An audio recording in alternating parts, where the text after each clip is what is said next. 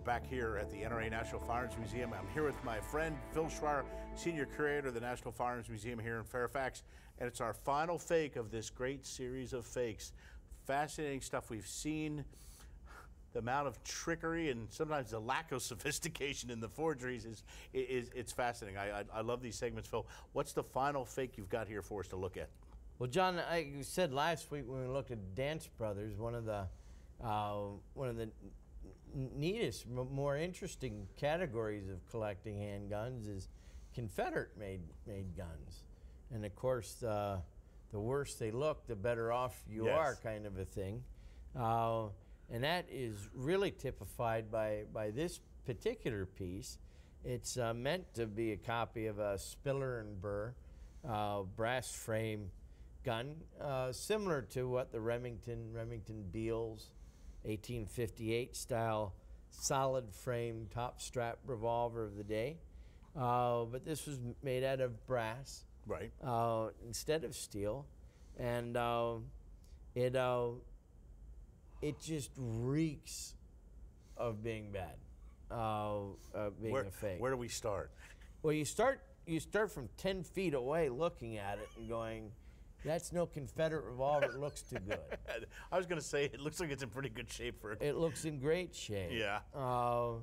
The fact that the grips were done by a grade school shop project, I mean, I've heard of problems with fit to wood to metal on grips. This is ridiculous. These are just ham-fisted. Oh, wow. Look at that. Yeah, oh, man. Just, there's nothing right about these grips, even close. So you got that problem. Second, the gun is in near perfect. There's no pitting on it whatsoever. Confederate guns have pitting. Any Confederate gun, unless it was carried by Robert E. Lee, his 1851 engraved Navy, is going to look like it was ridden hard and put up wet. Because they were. Exactly what happened. Yeah, and versus the gun we saw, the Dance Brothers one, they went to lengths, almost too much lengths, to try to age it and pit it and make it look worn. This one doesn't look worn at all. They didn't go to any length on this gun, not even the naval jelly deal.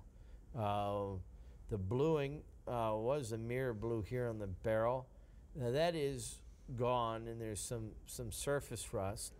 But this is a cold bluing on the cylinder. The brass is in nice shape. Confederate brass is usually a little bit more flawed than that. And again, just to make sure everybody couldn't mistake this for being Confederate, it's stamped CS, here into the frame. Which is another pretty much dead giveaway that it's like on the other gun where they put Texas on the front. Yeah, just to be sure. Well, make sure it's Confederate. So I'm guessing even this series I've learned you've helped to make me a little more sophisticated with this.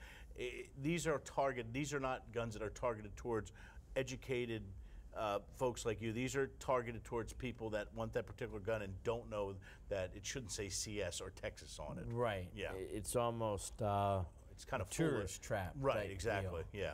Except for things like that are going to cost tens of thousands of dollars. Right, exactly. For that mistake, which is sad because that shouldn't be going on. Yeah, and I'll tell you what, if you're going to get into this, because just even learning about the Confederate, it's a fascinating, it'd be a great kind of a, say you want to make an entry point to collect, it'd be a great place to do it, but you really have to know about this particular firearm and those type of firearms. Really got to know what you're doing before you start collecting because you will get hit. We're not talking a couple $100 here. We're talking a lot of money if they get a fake pulled, if you get it pulled over on you. The first rule of gun collecting is find what interests you. That's the most important thing. Collect to make yourself happy. You don't owe it to anybody else other than yourself. It's your money, it's your time, it's your investment, it's your interest. Make yourself happy. Don't do something to, impress somebody else. Impress yourself. Find something that appeals to you. I like Confederate handguns because I'm a descendant of a Confederate general. So that's why I like them. But if I have a Confederate gun, I want to buy a Confederate gun, the first purchase I make is a book. A book on the subject is going to open up a wide, vast amount of knowledge that you're going to depend on Right.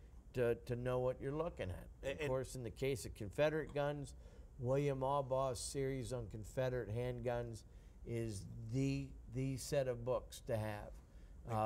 And you can't go wrong with studying Albaugh and then make a purchase.